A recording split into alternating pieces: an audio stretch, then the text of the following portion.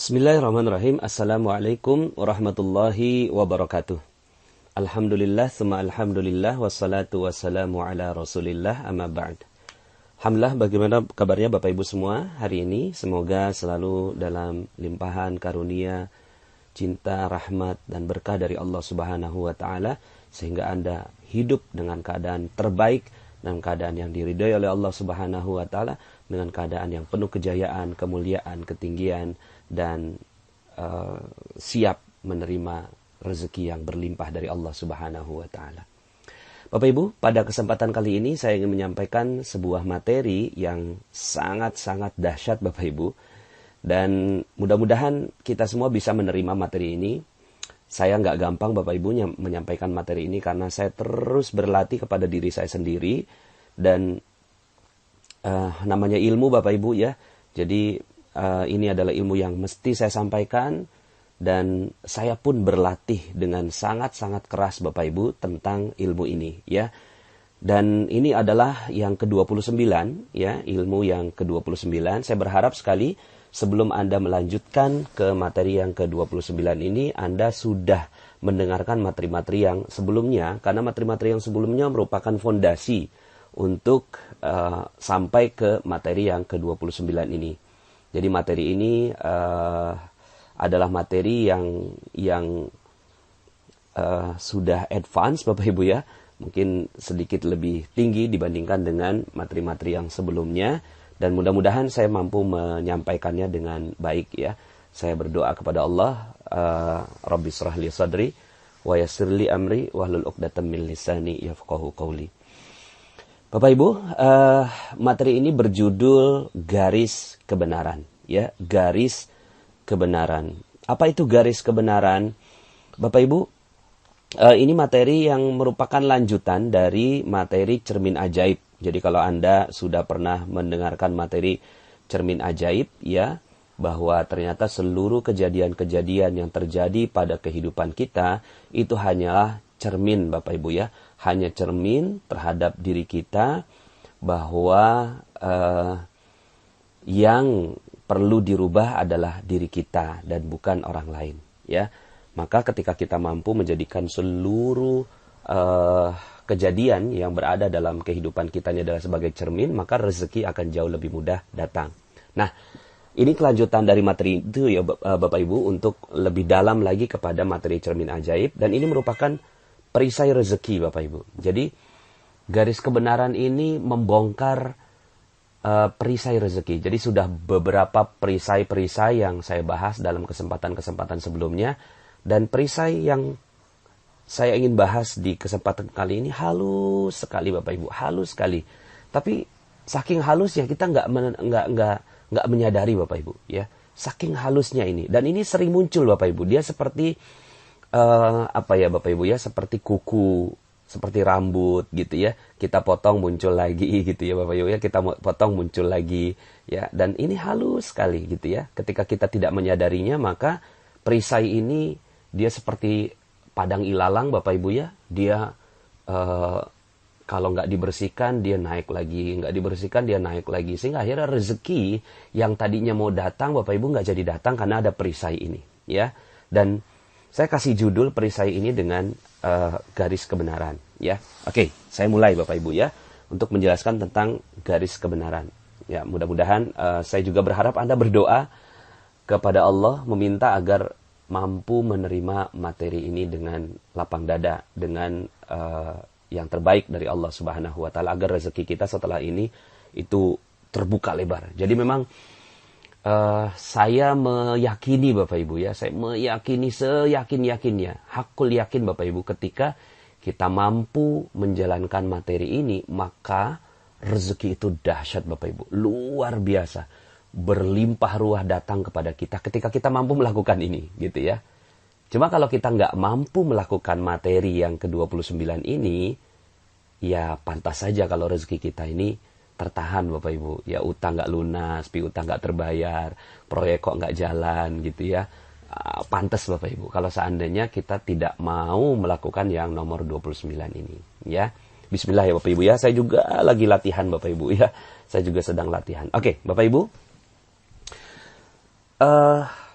ada banyak sekali penjahat, katakanlah ya, penjahat sebenarnya mereka bukan jahat Bapak Ibu, mereka baik gitu ya. Cuma pas aja gitu kan, mereka masuk penjara begitu ya.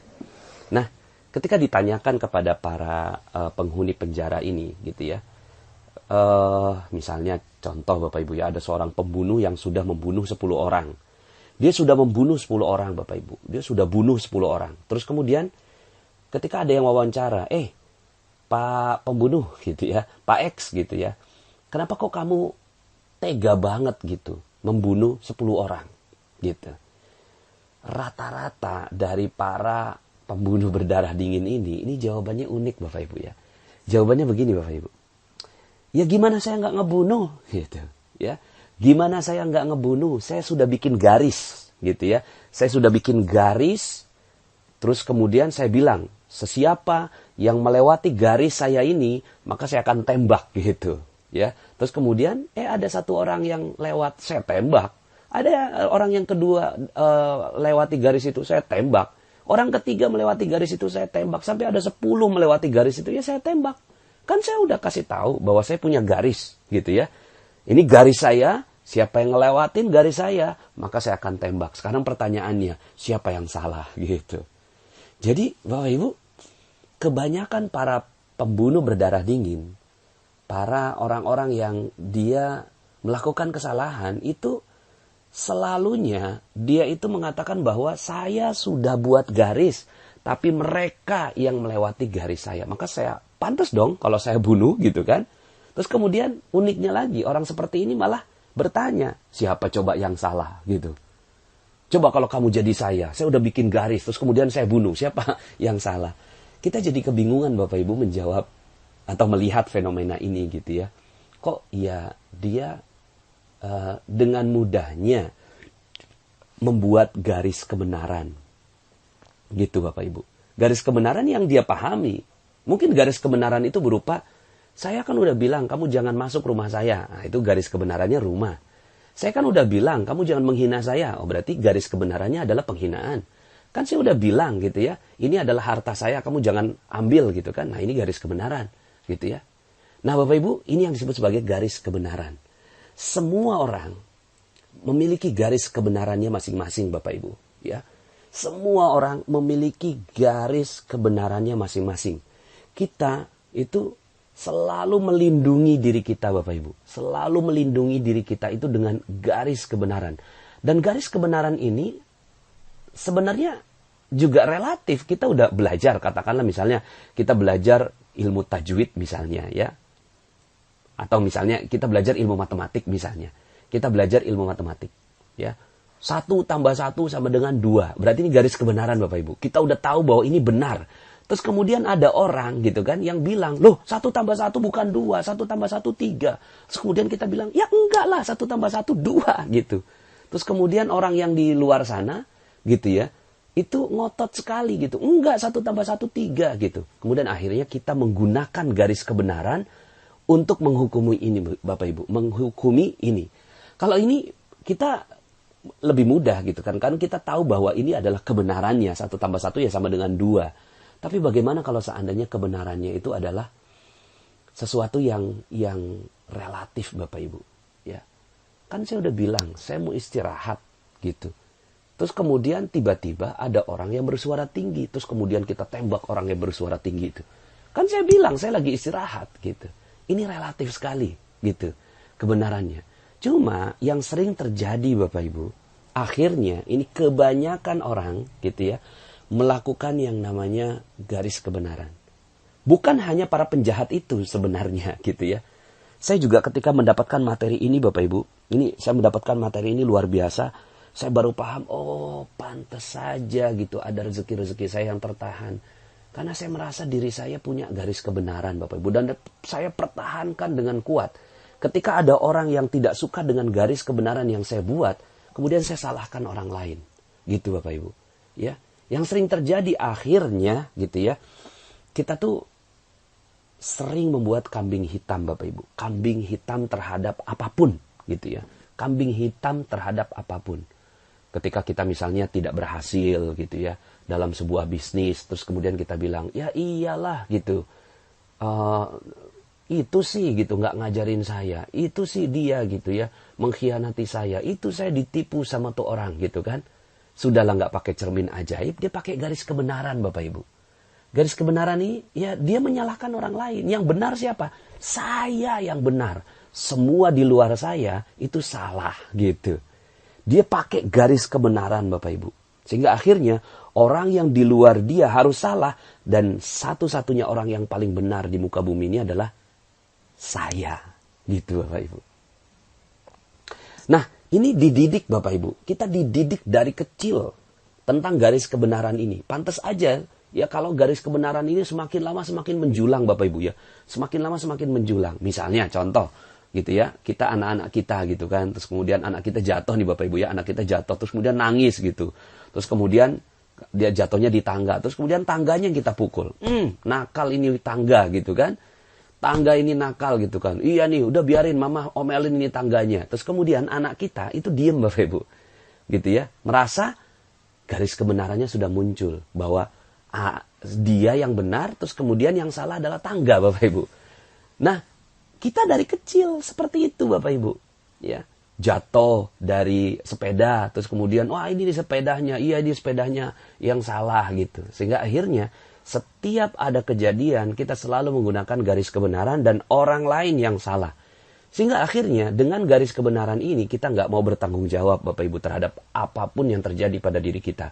Kemudian kita selalu beralasan bahwa ada orang lain yang punya peran terhadap ketidakberesan dalam kehidupan kita. Ya. Kemudian kita selalu merasa benar sendiri Bapak Ibu dengan adanya garis kebenaran ini. Ya.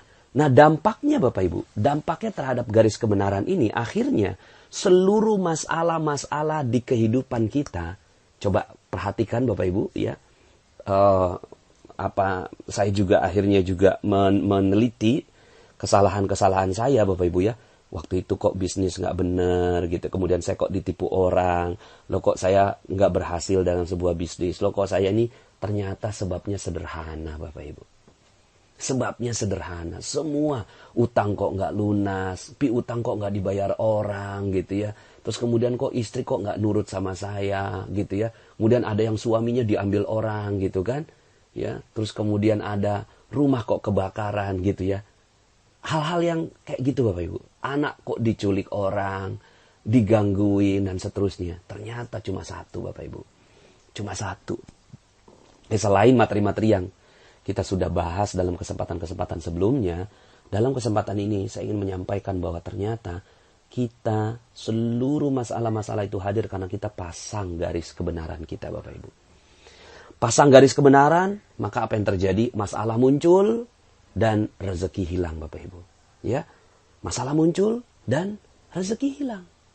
Ya, jadi kalau seandainya sekarang ini rezeki kita hilang, ya bukan karena rezekinya nggak ada, tapi karena kita membangun garis kebenaran gitu ya di dalam kehidupan kita. Ya. Nah, kalau seandainya kita mau Bapak Ibu, ini dengan lapang dada, dengan minta petunjuk kepada Allah Subhanahu Wa Taala di kesempatan materi kali ini, ya Allah gitu ya, saya betul-betul ingin menghilangkan garis kebenaran saya. Maka yang terjadi Bapak Ibu, setelah itu rezeki dahsyat luar biasa datang pada kita Bapak Ibu. Ternyata cuma gara-gara garis kebenaran itu Bapak Ibu. Rezeki tiba-tiba datang, terus kemudian masalah hilang tiba-tiba. Hush Bapak Ibu, hilang gitu ya. Ketika apa? Ketika kita udah turunkan itu garis kebenaran. Kan garis kebenaran ini ibarat tembok Bapak Ibu. Seperti penjahat tadi, kan saya udah bikin garis. Terus kemudian ada orang yang mau melewati garis saya tembak gitu ya. Nah garis ini yang dihilangkan Bapak Ibu. Yuk hilangkan garis ini gitu ya. Maka setelah ini Bapak Ibu, setelah mendengarkan materi ini, kita punya prinsip yang berkebalikan Bapak Ibu dari prinsip yang selama ini kita pegang. Saya pun punya prinsip seperti itu. Ya setiap ada yang salah, selalu saya bilang begini prinsipnya Bapak Ibu ya. Saya benar, kamu salah. Gitu Bapak Ibu. Saya benar, kamu salah. Saya benar, kamu salah. Saya benar, kamu salah. Gitu ya. Ketika istri saya salah dalam membuat makanan, maka saya bilang, saya benar, kamu salah. Ya, ketika anak saya gitu kan menumpahkan gelas, maka saya bilang, saya benar, papa benar. Kan itu garis kebenaran. Kamu yang salah. Maka kita menyalahkan anak kita, gitu ya. Kemudian ketika di jalanan ada orang yang nyebrang. Kemudian saya pakai prinsip Bapak Ibu. Saya benar gitu ya. Dan orang yang nyebrang itu salah gitu. Ya. Ketika ada kejadian yang tidak mengenakan gitu ya. Misalnya apalah begitu ya. Kemudian kita bilang saya benar dan orang itu salah. Nah Bapak Ibu, setelah mendengarkan materi ini, saya ingin menawarkan sebuah prinsip baru kepada Bapak Ibu semua. Ya, prinsip itu adalah berkebalikan, gitu. Prinsipnya kita balik Bapak Ibu. Saya salah dan kamu benar. Begitu Bapak Ibu. Saya salah, kamu benar. Saya salah, kamu benar. Saya salah, kamu benar Bapak Ibu. Ini prinsip yang akhirnya kalau Anda mau, kita semua mau menggunakan prinsip yang baru ini Bapak Ibu. Bahwa saya salah. Ketika istri bikin kopi kok pakai garam gitu ya. Terus kemudian pas lagi minum itu ngomongnya gini Bapak Ibu ya. Saya salah apa ya? Saya salah apa ya? Istri saya nggak mungkin salah. Istri saya pasti benar. Gitu ya. Saya salah apa ya? Sehingga akhirnya Bapak Ibu, dengan prinsip saya salah gitu ya. Kamu benar. Dibikinin kopi pakai garam Bapak Ibu, malah dapetin rezeki. Rezeki itu berupa apa? Rezeki berupa pemahaman. Apa salahnya saya ya? Apa salahnya saya? Oh, kemarin itu ya, saya itu ngedorong orang gitu ya, di kereta. Terus kemudian, mungkin sekarang ini dampaknya, akhirnya garam masuk ke dalam kopi gitu. Maka, dialog yang terjadi itu cuma terhadap diri sendiri. Kita nggak punya dialog terhadap orang lain Bapak Ibu. Kita udah nggak punya dialog lagi terhadap orang lain. Mama, kamu itu kok gitu ya, mata ditaruh di mana? Ya, kamu itu udah punya mata 2, pakai kacamata jadinya 4 gitu ya. Kok ya bisa gitu? Ya, bikin kopi pakai garam. Nah, kalau yang seperti ini Bapak Ibu, saya salah dan istri yang benar. Apa yang terjadi Bapak Ibu? Saya nggak belajar.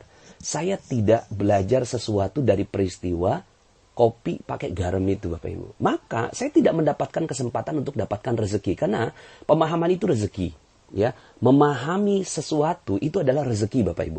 Setelah itu ya, pemahaman datang, rezeki datang Bapak Ibu. Berupa ya macam-macam rezeki itu datang. Gitu ya. Yang jelas rezeki itu pasti datang berupa apa? Berupa kedamaian, keharmonisan. Akhirnya ya sudah kita minum kopi itu pelan-pelan sambil senyum, ketawa Bapak Ibu ya. Sambil ketawa, iya ya saya salah ya. Oh iya ya saya salah di mana ini ya. Kemudian ya pelan-pelan lah kalau seandainya nggak sanggup ngabisin Bapak Ibu ya. Seandainya nggak sanggup ngabisin ya kopi itu dibuang lah gitu ya. Tanpa istri tahu. Maka yang terjadi adalah istri tidak merasa bersalah gitu ya. Terus kemudian tidak terjadi percekcokan ya. Kemudian ya mungkin akhirnya gelasnya itu selamat tidak pecah gitu ya. Coba kalau seandainya yang terjadi adalah marah-marah mungkin pecah gitu. Maka rezeki jadi hilang. Jadi ternyata Bapak Ibu, seluruh masalah-masalah itu muncul itu cuma gara-gara satu hal. Karena kita punya prinsip.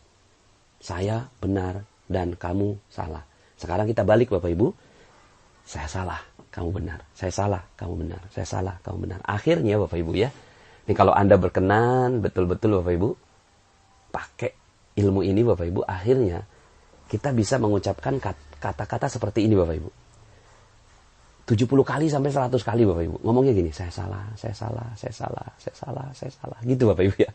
Saya salah, saya salah, saya salah, saya salah. Setiap ada apa, saya salah, saya salah, saya salah.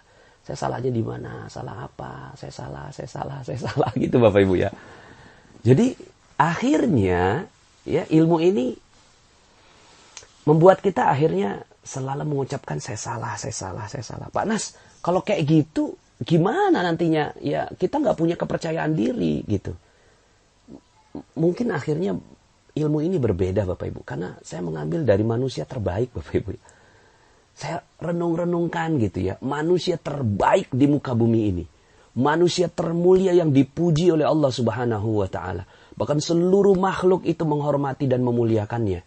Namanya Nabi Muhammad sallallahu alaihi wasallam. Beliau selalu mengucapkan, saya salah, saya salah, saya salah, saya salah, saya salah, saya salah. 70 sampai 100 kali Bapak Ibu. Apa kurangnya Nabi? Apa kurangnya beliau sudah diangkat menjadi Nabi, Rasul, paling mulia di seluruh Nabi dan Rasul yang sebelumnya sudah diciptakan oleh Allah Subhanahu wa Ta'ala. Ya, kemudian wa innaka la'ala khuluqin azim, dikasih dikasih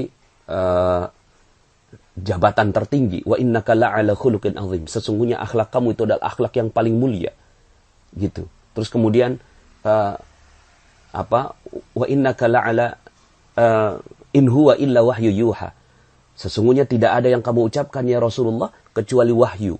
Maka Bapak Ibu, kalau kita yang dapat begitu Bapak Ibu ya, kalau kita yang dapat predikat begitu, dimuliakan di atas malaikat, dimuliakan di atas seluruh manusia yang lain, ya, di atas para nabi dan rasul yang lainnya, terus kemudian akhlak kita yang paling mulia, terus kemudian kata-katanya wahyu Bapak Ibu, terus kemudian ditimpuk orang gitu ya.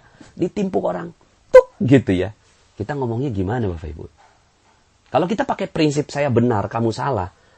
Rasulullah punya dalil yang kuat Bapak Ibu untuk mengucapkan bahwa saya benar dan kamu salah. Ya. Punya Bapak Ibu. Kenapa? Dalilnya kuat. Kalau kita kan nggak punya dalil, kita nggak punya dalil aja kita ngomong saya benar gitu ya. Lah Rasulullah punya dalil Bapak Ibu ya. Rasulullah punya dalil yang kuat sekali gitu, hujah yang kuat sekali. Tapi ketika beliau ditimpuk di sebuah jalan gitu ya. Terus kemudian Rasulullah tuh ketika ditimpuk diem Rasulullah tuh. Saya mencoba merenungi apa yang dilakukan oleh Rasulullah. Mungkin pada saat itu Rasulullah mengatakan demikian Bapak Ibu. Saya salah. Salahnya di mana ya? Salahnya di mana ya? Salahnya di mana ya? Mungkin karena kalimat saya dalam dakwah ini kurang halus kali ya. Mungkin saya menyinggung dia kali ya dalam dakwah ini. Mungkin dia tersinggung kali dengan perbuatan saya. Akhirnya saya ditimpuk gitu ya. Ditimpuk Bapak Ibu. Ya. Di sebuah jalan ditimpuk. Rasulullah diam Bapak Ibu. Hari kedua Rasulullah lewat jalan itu lagi. Ditimpuk lagi. Rasulullah tidak mengatakan, kamu salah. Saya ini Nabi. Enggak Bapak Ibu. Tapi kemudian, ini melakukan cermin ajaib Bapak Ibu ya. Terus kemudian tidak ada garis kebenarannya. Garis kebenaran. Akhirnya dia punya prinsip. Rasulullah SAW. Saya salah dan dia benar. Hari ketiga ditimpuk lagi Bapak Ibu. Ya. Sampai hari keempat Rasulullah nungguin loh. Kok nggak ada yang nimpuk gitu ya. Kadang nggak ada yang nimpuk gitu. Rasulullah tanya, mana orang yang biasa nimpuk saya? Gitu ya. Lagi sakit ya Rasulullah. Rasulullah datang. Dan akhirnya orang itu disembuhkan oleh Rasulullah SAW dan masuk Islam. Bapak Ibu coba kalau seandainya pada saat itu Bapak Ibu ya. Kemudian ketika datang, terus kemudian orang itu nimpuk. Kemudian, kamu nggak ngerti apa ya? Aku ini Nabi. Kualat kamu ini. Kata-kata saya betua. Nanti kamu jadi kodok gitu ya. Misalnya gitu ya. Kalau kita jadi Rasulullah itu mungkin itu yang keluar. Mungkin itu yang keluar kalau kita jadi Rasulullah SAW. Gitu ya. Terus kemudian akhirnya apa yang terjadi? Itu orang bukannya masuk Islam. Itu orang bukannya ya dapat hidayah. Malah benci sama kita. Ketika Rasulullah SAW dakwah ke Taif. Terus kemudian Rasulullah ingin mencari tempat hijrah di sana. Ditimpukin Bapak Ibu. Ditimpukin. Ya, ditimpuki sama anak-anak. Dibilangin, Muhammad gila, Muhammad gila, Muhammad gila. Sambil ketawa-ketawa itu anak-anak gitu kan. Terus kemudian disorakin sama bapak-bapak, ibu-ibunya itu di pinggir-pinggir rumah. Kemudian, ya udah ayo lemparin. Sampai Rasulullah berdarah Bapak Ibu ya. Rasulullah berdarah, berhenti di bawah kebun anggur. Terus kemudian Rasulullah SAW itu lagi beristirahat, lagi mungkin ngurut-ngurut gitu ya lukanya. Terus tiba-tiba Bapak Ibu ya, datang malaikat, ya, Akhsyabain, ya, malaikat yang menjaga dua gunung. Ya Rasulullah, ya, saya nggak rela ngelihat kamu diginiin. Apa sih, timpakan aja ini gunung ini kepada mereka, hancurin. Tapi Rasulullah SAW punya prinsip Bapak Ibu ya. Punya prinsipnya itu apa? Gitu ya. Saya salahnya di mana ya? Gitu Bapak Ibu ya. Malah Rasulullah bilang, saya berharap suatu saat gitu ya, mereka ada yang mendapatkan hidayah dari Allah Subhanahu wa Ta'ala. Akhirnya malah Rasulullah mendoakan kebenaran buat mereka dan Rasulullah mengintrospeksi apa yang salah dari cara saya. Tapi ya sudah gitu. Setelah itu Rasulullah ya tetap berjalan. Maka Bapak Ibu ya, kalaulah manusia paling mulia saja mengucapkan saya salah 70 sampai 100 kali ya. bahwa aku mengucapkan istighfar. Itu 70 sampai 100 kali. Istighfar itu kan apa ya Bapak Ibu? Astagfirullahaladzim, ampuni saya. Lah kalau nggak ngucapin astagfirullah kalau nggak ngaku salah. Gitu kan? Jadi kita nih ngucapin astagfirullah, tapi ngomongnya gini Bapak Ibu ya. Astagfirullah, itu anak bandel banget. Astagfirullah, itu anak bandel banget. Jadi kita astagfirullah sambil pakai garis kebenaran Bapak Ibu ya. Kita astagfirullah, bener ngucapinnya bener astagfirullah. Tapi kita sambil nyalahin orang, astagfirullah, astagfirullah. Ini orang nggak mau diomongin, astagfirullahaladzim, astagfirullah. Gitu Bapak Ibu ya. Jadi harusnya gimana dong?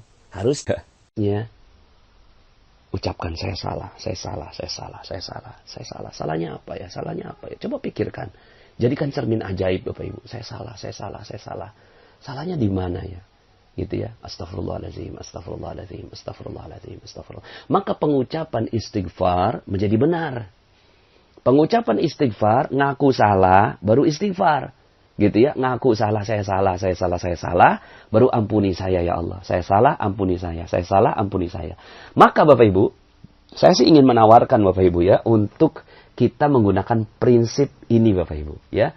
Makanya ini prinsip saya salah, orang lain benar. Karena sebenarnya di luar kita itu adalah wujudnya Allah Bapak Ibu. Di luar kita semuanya adalah wujudnya Allah.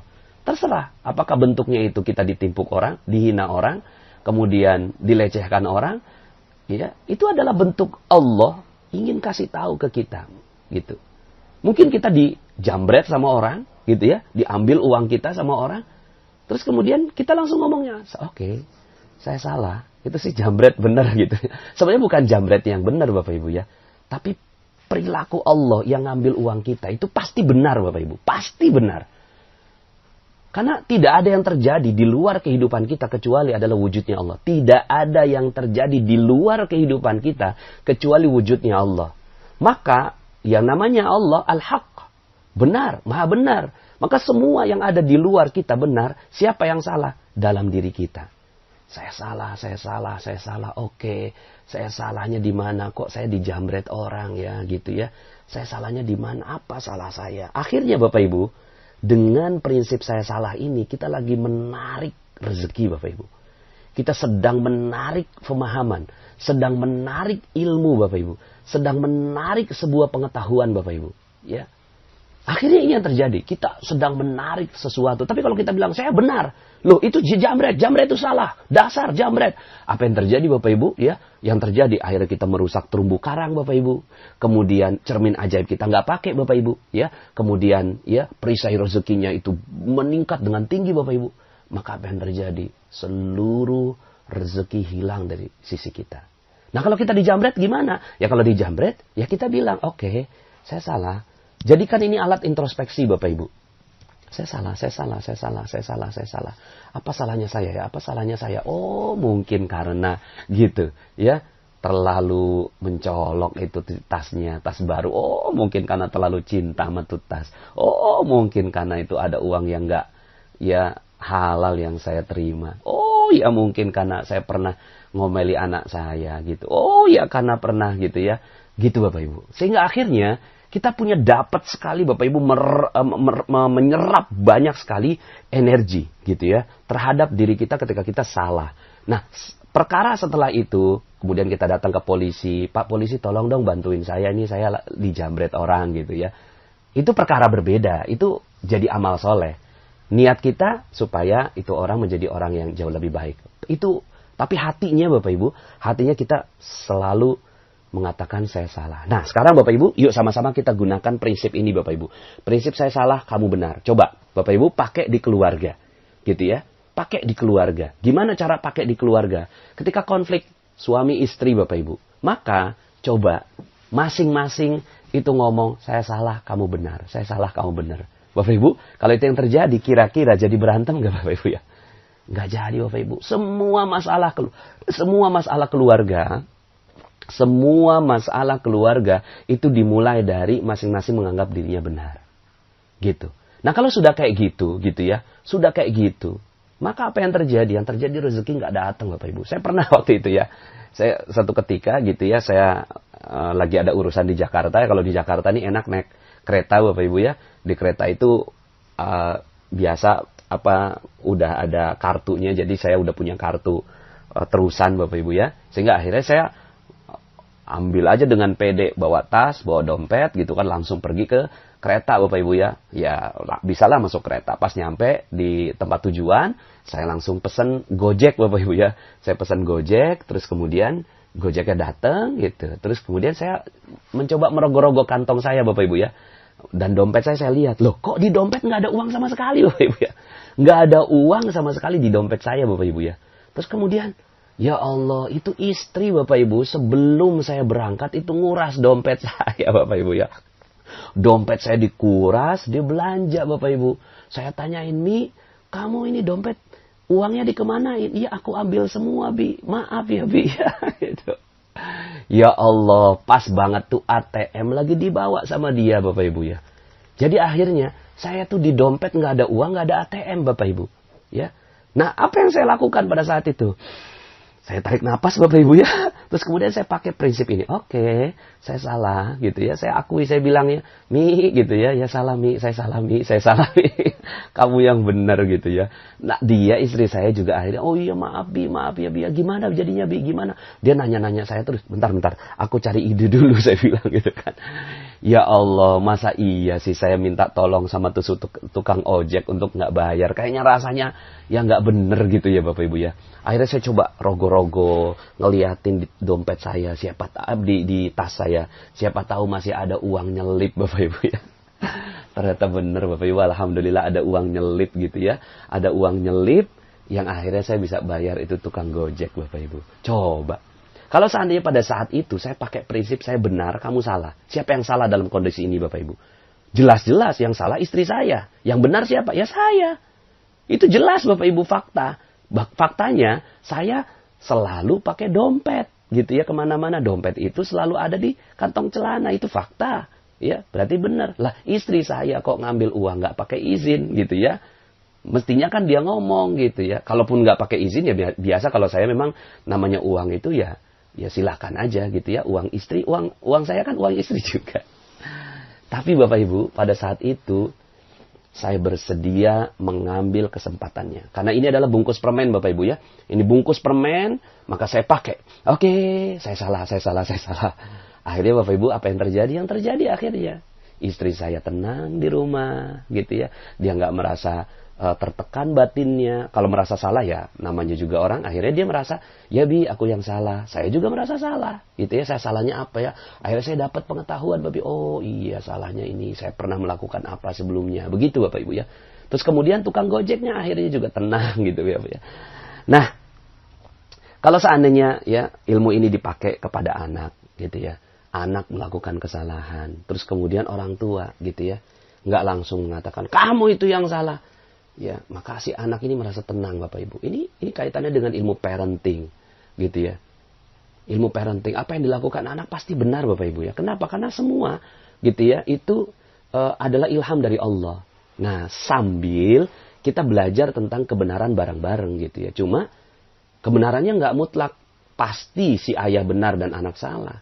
Contoh Bapak Ibu ya, ini ada dua jenis tipe ayah, gitu ya. Ayah yang A dan ayah yang B. Ayah yang A itu ketika ditelepon, Pak, ini anaknya ditangkap kena narkoba, gitu ya, kena narkoba, tolong datang ke sini, gitu ya. Ini anaknya tolong diambil. Nah, maka ini ayah yang A itu langsung Bapak Ibu merasa bahwa dia benar dan anak salah. Dan benar kan, ya? Namanya narkoba kan garis kebenaran menentukan ya image di luar sana yang namanya narkoba ya salah. Siapa yang bilang narkoba itu benar? Nggak ada gitu ya. Polisi udah jelas-jelas nangkep gitu kan. Ya, jadi ya sudah gitu.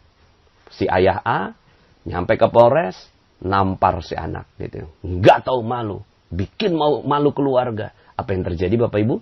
Yang terjadi mungkin pada saat itu gitu ya, si anak malah berontak. Kamu siapa? Ya, ngaku-ngaku sebagai ayah saya. Padahal setiap hari berantem aja sama ibu saya. Sekarang bisa-bisanya cuma nampar aja. Nah, yang terjadi bisa seperti itu. Atau ayah yang B. Ayah yang B ini, dia ketika dapat seperti itu, Pak, datang ke Polres. Ini anaknya ditangkap kena narkoba. Astagfirullahaladzim. Saya salah. Saya salah di mana ya? Saya salah di mana ya? Akhirnya dia merasa bahwa ini bungkus permen. Oke. Ini bungkus permen sebentar lagi akan ada isinya. Kemudian setelah itu dia tenangkan dirinya Bapak Ibu. Dia buka garpu tala. Ya. Mungkin dia sholat dulu 2 rakaat Bapak Ibu, menenangkan dirinya. Ya. Seperti dalam materi ya di training gitu ya. Mungkin jeruk nipisnya dihilangkan Bapak Ibu. Ya, kemudian dia merasa bahwa semua sudah sempurna, tidak ada cacat gitu ya. Ini cacat yang sempurna. Lalu kemudian dia tambahkan ilmu baru Bapak Ibu. Oke, saya salah. Salah di mana ya? Oh, akhirnya si ayah seperti ini dia bisa menemukan apa kesalahan-kesalahannya Bapak Ibu. Mungkin kesalahannya terlalu sibuk dalam bisnis. Mungkin kesalahannya lupa memberikan pendidikan buat anak. Mungkin kesalahannya terlalu gitu ya, memanjakan. Mungkin kesalahannya, mungkin dia juga pernah melakukan kesalahan di kantor. Mungkin juga gitu kan hartanya tidak halal. Oh mungkin juga akhirnya Bapak Ibu, nih orang tua datang ke Polres dalam keadaan mata sembab dan dia sudah merasa bahwa dirinya yang salah. Ya, juga tidak mengatakan bahwa narkoba itu benar, tidak juga. Cuma saya yang salah. Kejadian ini pasti ada maksud di balik Allah menunjukkan peristiwa ini. Datang ke kantor, gitu kan, terus kemudian ketemu anaknya. Nak, sini nak. Maafin papa ya. Papa yang salah. Papa lupa sama kamu. Papa mungkin ada banyak yang lalai terhadap kamu. Papa mungkin. Akhirnya Bapak Ibu, apa yang terjadi? Yang terjadi sang anak, saya yakin Bapak Ibu, itu akan luluh dan akhirnya dia juga merasa bahwa dirinya salah. Nah Bapak Ibu, ini juga ada kaitannya dengan ilmu kuantum. Kita satu sama dan terhubung Bapak Ibu ya. Ketika kita bilang saya salah, kamu benar. Saya salah, kamu benar. Maka orang yang di depan kita juga akan begitu Bapak Ibu. Dia juga akan mengatakan saya salah, kamu benar. Akhirnya yang terjadi damai Bapak Ibu. Tapi kalau seandainya saya benar, kamu salah, saya benar, kamu salah. Orang yang di depan kita itu juga akan selalu mengatakan saya benar, kamu salah, saya benar, kamu salah. Gitu. Nah ini di keluarga. Kalau di keluarga kita udah bisa latihan Bapak Ibu. Latihan aja terus gitu ya. Ini nggak gampang Bapak Ibu latihannya. Ya, kan ada aja hal-hal yang nggak enak yang terjadi dalam kehidupan kita. Coba Bapak Ibu, setiap yang nggak enak, oke, saya salah. Astagfirullah. Saya salah. Pagi-pagi Bapak Ibu, ya. Wabil ashari hum yastaghfirun. Di waktu-waktu sahur, itu dia mengucapkan permohonan maaf kepada Allah. Sebelum subuh, dia istighfar. Astagfirullahaladzim. Saya salah. Sambil renungin, salahnya apa kemarinnya, saya salah apa kemarinnya, saya salah apa, gitu Bapak Ibu. Aduh, kalau Anda mampu melakukan ini Bapak Ibu di keluarga, itu Anda akan menjadi manusia terbaik di keluarga Anda. Suami melakukan ini, istri akan ikut Bapak Ibu. Akhirnya istri juga merasa, oke, saya salah. Akhirnya Bapak Ibu, istri juga akan ikut. Kalau seandainya istri, katakanlah istri, suami selingkuh, nauzubillah ya. Suami selingkuh, kan selingkuh. Ini kan garis kebenaran, ya benarlah istri. Faktanya si suami selingkuh, itu fakta. Tapi kemudian ketika istri bisa bilang, oke, saya salah, salahnya di mana ya? Mungkin saya kurang dandan, gitu kan? Mungkin saya terlalu merasa bahwa suami saya aman. Mungkin saya terlalu merasa bahwa suami milik saya, gitu ya. Sehingga akhirnya dia merasa tertekan, gitu ya. Oh mungkin saya gitu ya karena makanannya nggak enak gitu ya. Oh mungkin akhirnya Bapak Ibu si istri ini menyadari salah. Oke, saya salah di mana? Ketika ini yang terjadi Bapak Ibu, maka sang suami insya Allah akan mengakui kesalahannya dan dia akan berbalik. Ini namanya inner beauty Bapak Ibu ya. Orang yang wanita di luar sana akhirnya itu terasa menjijikkan ya, terasa tidak indah bagi si suami ini. Tapi sang istri yang memiliki perilaku yang baik ini, akhirnya suami akan sadar. Ada banyak sekali orang-orang yang datang pada saya. Dan saya ajak mereka, oke, Anda bisa kok marah gitu. Tapi mau nggak saya tunjukin sebuah cara yang membuat akhirnya suami jadi balik lagi. Gimana caranya Pak Nas? Ya coba. Gitu. Yang pertama, pakai prinsip ini. Garis kebenarannya jangan dipakai. Gitu. Hilangkan garis kebenaran. Yang kedua, coba katakan. Ayah, urusan ayah, gitu ya. Itu selingkuh, urusan ayah dengan Allah. Pasti ada konsekuensinya. Masih ingat neraka kan? Gitu ya. Tapi urusan saya tetap melindungi, mencintai, melayani, memuliakan, membahagiakan ayah, gitu ya, menjaga akad nikah kita yang suci adalah urusan saya dengan Allah. Jangan khawatir ayah, saya akan tetap terus menerus, gitu ya, memberikan yang terbaik untuk engkau apapun yang terjadi sampai akhir hayat kita. Bapak Ibu, kalau ini mampu dilakukan oleh seorang istri, itu suami goyang Bapak Ibu ya. Suami goyang akhirnya balik lagi. Nah, ini di keluarga Bapak Ibu. Di dunia kerja juga begitu. Bos ngomelin gitu ya. Ya kan sering terjadi ketika bosnya ngomelin, terus kemudian si karyawan ini, aduh saya kan udah bener gitu kan. Si bos ini marah-marah terus akhirnya ngomongin lagi gitu kan. Udahlah terumbu karang habis gitu ya. Terus kemudian dia ngomongin di belakang gitu. Terus kemudian akhirnya rezeki hilang semua Bapak Ibu. Tapi coba kalau seandainya sang bosnya marah. Kamu itu kerjaannya nggak benar. Oke, saya salah di mana ya? Siap aja menerima salah itu bukan aib kok ya. Mengaku salah itu bukan aib kok gitu ya. Tidak ada aib sama sekali di situ. Ya. Aib itu ketika berbuat kesalahan terhadap Allah. Nah ini saya ini cermin ajaib gitu kan. Oh ini bungkus permen gitu kan. Nah Bapak Ibu apa yang terjadi setelah itu? Yang terjadi si bosnya jadi sayang. Loh ini karyawan saya omelin kok. Dia masih tetap sabar gitu ya. Nah kemudian ini juga misalnya dalam dunia bisnis gitu ya. Konsumen ngomel gitu ya. Kemudian si produsen oke, saya salah di mana. Begitu terus Bapak Ibu ya. Kadang-kadang kita juga sebagai seorang guru gitu ya. Sebagai guru tuh merasa bahwa diri kita benar. Kan saya punya ilmu lebih banyak, baca hadis lebih banyak gitu ya, baca Quran lebih banyak, punya ilmu psikologi, punya ilmu matematik, kimia, fisika dan segala macam. Terus kemudian menganggap orang lain salah Bapak Ibu. Saya ingin menceritakan sebuah kisah gitu kan. Ada yang namanya hakim Bapak Ibu, Judge Bao namanya. Hakim di Cina ini hakim yang sangat adil Bapak Ibu ya. Ada orang gitu ya yang bilang, oh ini 3 kali 7 sama dengan 21. Terus kemudian ada orang, bukan 21 gitu. Sekian gitu ya. Katakanlah misalnya 25. Enggak, 3 kali 7 itu 21. 25. 3 kali 7, 21. 25. Loh, kamu ini enggak mau ngikut ini ilmu pengetahuan ini. 3 kali 7 ya 21. 25. Akhirnya dibawa Bapak Ibu masalah ini ke hukum Bapak Ibu ya. Kemudian ketika berhadapan dengan Judge Bao, hakim yang adil ini, gitu ya. Ada masalah apa? Iya, saya ini guru Pak. Saya ngajarin dia ini 3 kali 7 itu 21 gitu. Terus kemudian dia tuh nggak mau nerima gitu. Dia bilang itu 25. Lah saya dong yang benar gitu. Dia kan salah. Ya. Tolonglah hakim gitu kan. Ya, berikan pemahaman yang terbaik buat dia. Kamu gimana? Ya, terserah aja saya mau ngomong 25, terserah dia gitu. Ya, terus kemudian akhirnya Judge Bao ini menghukum ya. Yang mengatakan si gurunya itu malah dicambuk Bapak Ibu. Loh, cambuk dia. Yang mengatakan 3 kali 7 sama dengan 21. Dicambuk Bapak Ibu ya. Loh, kenapa saya dicambuk? Ya iyalah, kamu itu udah bener gitu kan.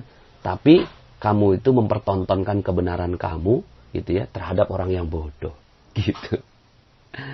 Terhadap orang yang tidak tahu. Jadi kamu ini gitu ya, harusnya ya bijak gitu ya, melihat segala sesuatu. Bisa jadi gitu ya. Ini adalah cermin ajaib buat kamu untuk mengatakan, oke, saya salahnya di mana ya? Salahnya bukan karena angkanya Bapak Ibu, tapi salah karena kesombongan. Gitu. Ya, mentang-mentang punya ilmu, sombong. Lah ini salah, gitu. Jadi akhirnya Bapak Ibu, kalau kita mampu melakukan ini ya, ini akhirnya ya kita ya ada prinsip sing waras ngalah gitu ya. Terus kalau seandainya kasusnya berat gimana Pak Nas gitu ya. Kasus contoh misalnya ya, sekarang ini saya lagi rame-rame masalah Ahok ini misalnya gitu ya. Masa iya benar si Ahok itu gitu kan. Saya salah, dia benar. Saya salah, dia benar. Saya salah, dia benar. Bapak Ibu, untuk masalah Pak Ahok ini gitu ya. Untuk masalah Pak Ahok ini ya. Ya sudah gitu ya. Kita sing waras ngalah. Gitu ya. Sing waras ngalah. Kita ngomong oke, saya salah. Salahnya di mana ya? Salahnya apa? Salahnya karena kita nggak belajar Quran. Akhirnya ada orang yang gitu ya, ngulik-ngulik Al-Quran, kita baru protes. Lah kemarin kemana aja kok nggak baca Quran? Salahnya apa? Salahnya karena masjidnya kosong. Salahnya apa? Salahnya karena kita ini nggak bersatu, gitu. Salahnya apa? Karena kita males sehingga akhirnya orang-orang yang merasa punya uang merasa ngomong apa aja, gitu. Salahnya apa? Oh, banyak-banyak, Bapak Ibu. Kita bisa banyak belajar dari kasus Pak Ahok ini, Bapak Ibu. Terus apakah dia benar? Ya enggak juga. Tapi kejadian Pak Ahok ini pasti benar. Kejadiannya, gitu ya. Karena itu semua kejadian, itu semua didesain oleh Allah Subhanahu wa Ta'ala. Terus kita gimana? Ya, gitu ya. Kalaupun masuk penjara, itu semata-mata hanya untuk membuat tenang, terumbu karang tidak bergejolak, gitu Bapak Ibu ya. Cuma itu aja. Cuma kita nggak boleh benci, gitu ya. Ya nanti ini dalam materi yang lain ya. Tentang sebenarnya terumbu karang ini kita mesti jagain pelan-pelan. Karena kita satu sama dan terhubung dengan Pak Ahok itu. Ya. Walau bagaimanapun kita di dunia kuantum itu satu sama dan terhubung. Mau gimana lagi gitu ya. Akhirnya apa yang terjadi ketika kita ngomong saya, maka dia Bapak Ibu ya. Ketika dia ngomong dia, itu saya. Siapa yang menistakan Al-Quran gitu. Nggak ada kok. Ini kan cuma kekeliruan, kesalahpahaman. Terus gimana? Ya mudah-mudahan masalah ini bisa selesai dengan baik. Terus kemudian kitanya banyak-banyak introspeksi. Oke, saya salah. Terus Pak Ahoknya nggak introspeksi. Ya itu urusan dia. Gitu ya. Itu urusan dia. Rezeki itu urusan masing-masing Bapak Ibu ya. Ya udah pokoknya kita nih yang penting sekarang rezeki kita selamat dulu. Ya, kalaupun seandainya demo ya demo yang baik gitu ya. Terus kemudian kita ngikuti ulama. Nah, ini akhirnya bicara terus kebenaran jadi relatif dong Pak Nas. Akhirnya memang kebenaran itu cuma milik Allah. Kita nih nggak paham, kita nih nggak ngerti, kita nih kebanyakan salahnya. Terus akhirnya jadi kita nggak bisa menentukan kebenaran, enggak juga. Yang kita bisa tentukan bukan kebenaran Bapak Ibu, tapi ya kesepakatan, gitu Bapak Ibu. Sepakat, gitu. Nah, jadi kesepakatan itu yang harus kita buat. Misalnya di keluarga sepakatnya apa? Gitu ya, misalnya anak-anak main tablet gitu ya maksimal 2 jam, nonton sekian jam, udah buat kesepakatannya. Kemudian ketika dia melanggar gitu ya, kemudian kamu itu salah, enggak. Nah, kesepakatannya gimana? Ya kan kita udah sepakat gini gitu kan? Seperti itu. Jadi yang kita sepakat dan sama-sama tahu gitu. Ya, sama-sama tahu. Nah, kondisi sekarang ini di negara kita ya, kita kan punya kesepakatan. Sepakat apa? Sepakat punya KTP gitu kan. Sepakat tidak menabrak lampu merah. Itu sepakat kita. Ya, sepakat untuk tidak menghina satu agama dengan agama yang lain. Itu sepakat gitu ya. Kalau menghindari kesepakatan itu apa? Melanggar kesepakatan? Ya kalau melanggar kesepakatan ya kita sama-sama punya lembaganya. Udah itu aja. Jadi kita hormati kesepakatan.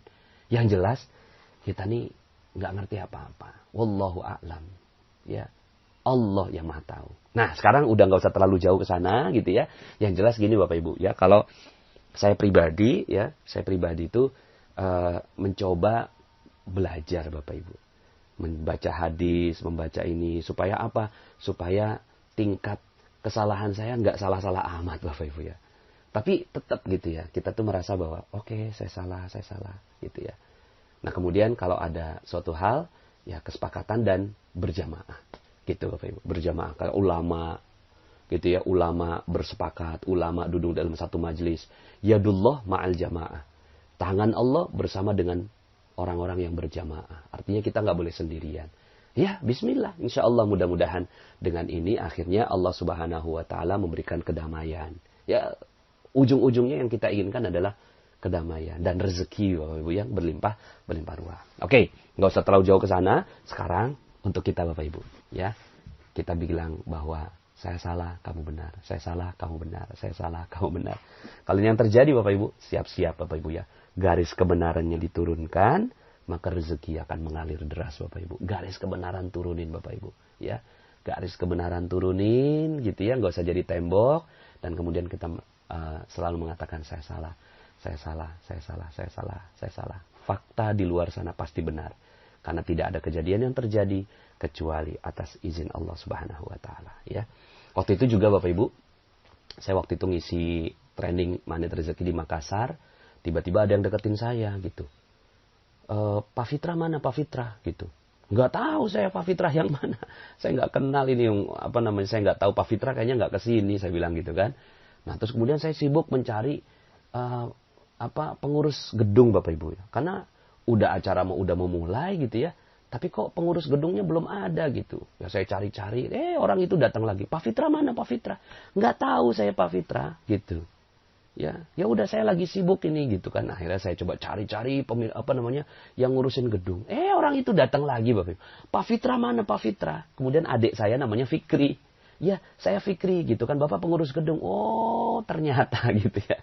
Ternyata itu dia bukan nyari Fitra, nyarinya Fikri gitu kan. Dan ini adalah pengurus gedung yang mau bantuin saya gitu ya, ngerapihin semua sound system dan layar dan seterusnya.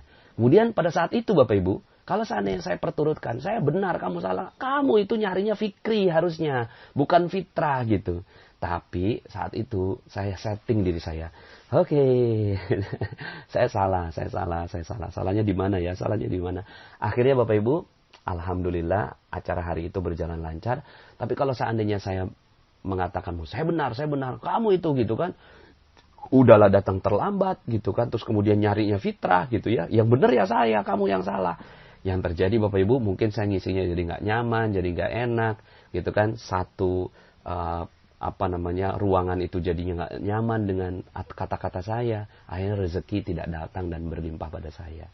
Jadi Bapak Ibu, siap ya. Nah ini materinya tidak mudah Bapak Ibu, saya paham ya. Yuk sama-sama turunkan dulu garis kebenarannya. Latihan dulu di keluarga gitu ya. Ketika kita mampu mengatakan saya salah, kamu benar. Saya salah, kamu benar. Ada hal-hal yang nggak enak Bapak Ibu, jadikan semua peristiwa cermin. Lalu kemudian katakan gitu ya. Saya salah dan kejadian ini pasti benar adanya. Dan jadikan ini sebagai sebuah introspeksi. Kemudian sering-seringlah setiap hari mengucapkan istighfar gitu ya. 70-100 kali. Ya, terutama di waktu-waktu sebelum subuh itu mengucapkan ya astagfirullahalazim, saya salah, ya Allah saya salah, ya Allah saya salah. Salah apa? Saya Allah minta petunjuk, saya salahnya di mana? Minta petunjuk, saya salahnya di mana? Kalau ini yang terjadi Bapak Ibu, maka insya Allah rezeki akan mengalir dengan derasnya kepada Anda semua. Sebagaimana firman Allah Subhanahu wa taala, faqultu astaghfiru rabbakum innahu kana ghaffara. Udah, ngomong aja salah.